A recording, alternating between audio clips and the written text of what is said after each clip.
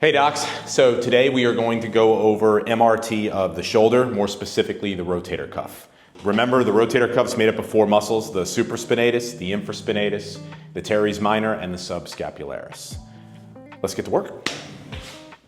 So when I do this, I like a little bit of emollient on this stuff. You don't have to get a lot. There's no reason to cover the patient with emollient.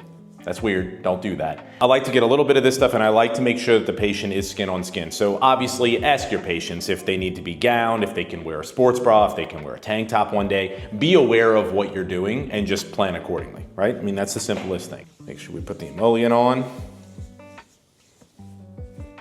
So the very first thing that I do with the shoulder is we understand where the anatomy is. Now, I know we talked about the four specific muscles of the rotator cuff. However, when you're doing this, there are other muscles that are laying on top of those muscles that are a little more superficial. So we have to work with those. We can't just ignore the rest of the anatomy. That doesn't make any sense.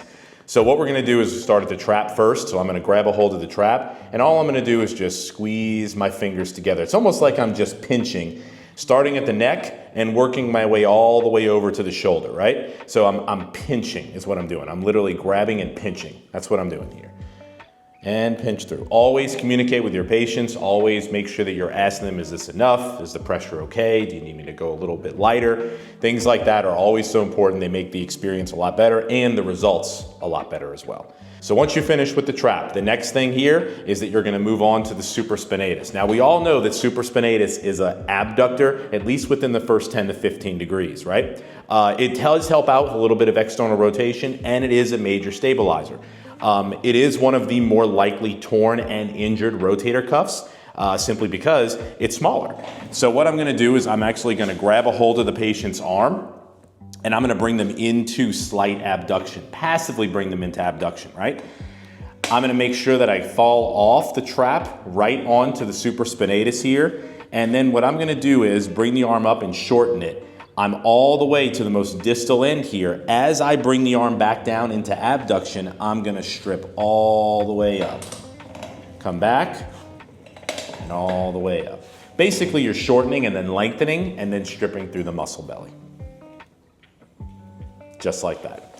The next phase to this is you're actually gonna come on the medial border of the scapula here. This is gonna be all the rhomboids.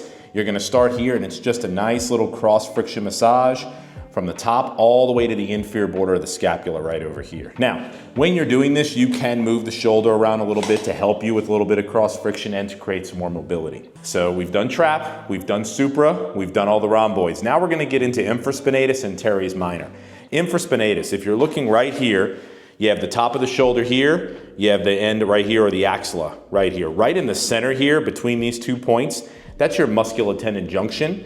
That's gonna be for the infraspinatus. That's where all of these muscles really come in. They all form and turn from muscle to tendon, and then they all wrap around and they attach into that anterior lateral side of the humeral head. So I'm gonna come here, dig in right on that musculotendin junction, bring the arm up or bring the elbow up towards you. As you bring the elbow down, as you let it go down with gravity, strip all the way across to the medial border of the scap. I'm doing this kind of slow just so you can see it, but obviously the more proficient and better you get at this, you can obviously go a little bit faster. And of course, pain tolerance for the patient, obviously, which is number one. Now the next thing, you go a little bit more south of that, so you go a little bit more downward, and you're gonna run into the musculotendin junction for teres minor. Now I always, you might have just noticed me, I was holding onto the elbow here with this hand on my right.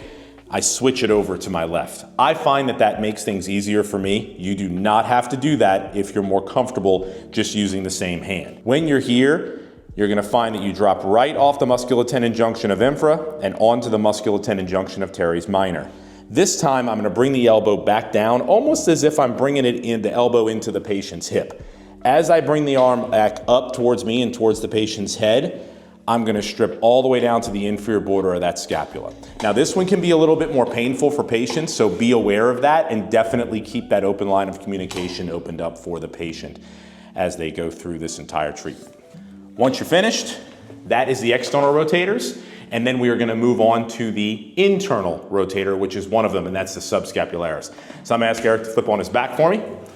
Patient's gonna flip on over. I'm gonna stay on this side of the table at least, so we're gonna switch arms, obviously. But Right here, what you're gonna do is, subscap is obviously subscap, so it's underneath the scapula. So the patient is best supine with this. It's more comfortable for the patient. What you're gonna do here is find the axilla, straight in, about 2 fingers length down from the axilla and push in here. I use either my whole hand or you can use your thumb, either way. Once you're in here, you're gonna bring the arm up, dig in a little bit more and bring the arm down to the opposite side. So his hand's over to his opposite hip. As I bring his hand all the way back, almost like unsheathing a sword, if you will, right? Coming back over, what I'm gonna do is strip down and strip into that subscapularis. You'll be doing this a few times. You can even just allow your hand to just rest here. And honestly, as you do this more and more, the patient will relax more and you'll be able to get a deeper MRT or muscle release into that subscap. And that is MRT of the rotator cuff muscles. Let's get to work, docs. See y'all later.